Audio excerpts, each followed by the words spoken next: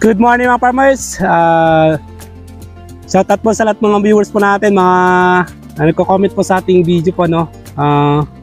Ang i-share ko po sa inyo ngayon ay yung ginamit ko na herbicide. Although yung last na vlog po natin, nabanggit ko na po ito, no. At ito po ay nasa 45 days na po itong palay po, no. Nandun na po yan sa 45 days. So ngayon nagpapatubig po tayo para po sa next na pag-aabuno po natin dito sa palay. So dito po, nakita niyo po yung mga kung nasa baba nitong pag-spray po natin ng mga pangdamo. So hindi pa rin po ako nakaligtas po, marami pa rin pong damo itong palayan.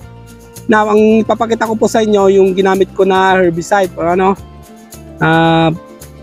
before yun pa, don't forget to subscribe and click yung notification bell para sa sunod na video po natin, ma-update ko po kayo, sa mga kagaya ko pong farmers po, kung pares po tayo ng damo po sa palayan, yung papakita ko po sa inyong damo ay mainam po na itong gamitin nyo po na herbicide po, para po sa pag-spray po natin. Kahit po itong damo po na ito ay namulaklak na, ay mapapatay niya pa rin po, So tignan po natin, unang po pakita ko sa inyo itong palay po natin, na 45 days na mahigit, So ito po yung palay po natin at ito po ay sabog tanim. Kung makita nyo po, marami po siyang stem po, Ayan. At nagpapatubig po tayo. So kita nyo po, napaka-green po, Yung mga last time na pinakita ko ito ay kagaya po nung may duman po na bagyo po, naninilaw po yung mga dulo po ng dahon po niya. Pero ito po ngayon hindi po. Ayan, kita nyo po dito po sa bungad. So makita nyo sa bandaron ay mga damo. So mga farmers, ito po yung sinasabi kong damo po sa inyo. Ayan. Although alam nyo po ito, madali po siya talagang patayin po ito. Pero kapag itong ganito na po siya na namumulaklak, ay minsan mahirap po, napuksain. Ito po yung damo na sinasabi ko. Ayan. Hindi ko alam kung anong tawag po sa inyo ito. Pero tinatawag namin dito na barsa nga pag lumalaki na. Ayan po, ganyan po, So ayan, ipakita ko po sa inyo yung napikton po, yung spray po natin.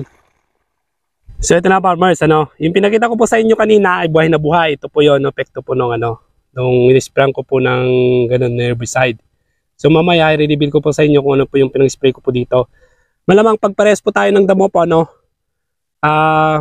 ganito po yung magkahinatnan po niya pag in-spray po natin. Ito po ay in-spray ko po 5 days ago po nung in-spray ko po ito at kita niyo naman po na siya, parang sunog na sunog yung pag-spray ko dito. Now, may mga damo po na ganito, yung tinatawag namin na sabay. Yan. Sabay yung ganito. Hindi niya po mapapatay, mga farmers. So, nakatun lang siya sa mga ganito pong mga damo po, klase po ng damo. Kung mapapansin niyo sa malayuan, yan, halos ganyan po yung kulay po niya, para po siyang nasunog.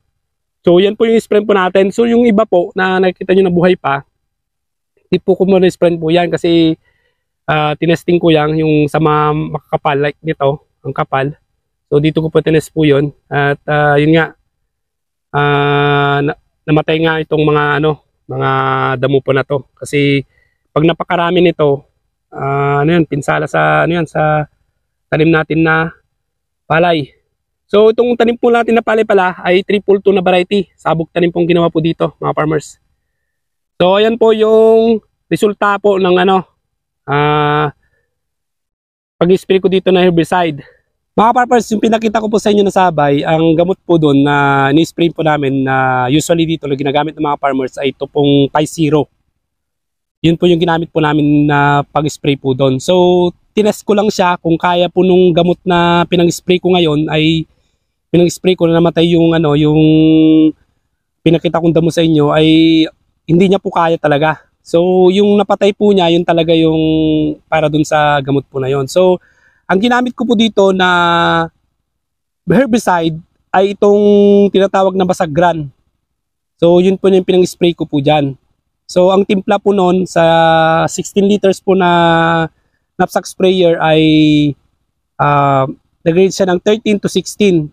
So pag sa po yon 130 to 160 ml per load po ng 16 liters po na knapsack sprayer. So yun po yung nisprayan po natin. At nisprayan ko to umaga, no? After 5 days yan, binalikan ko.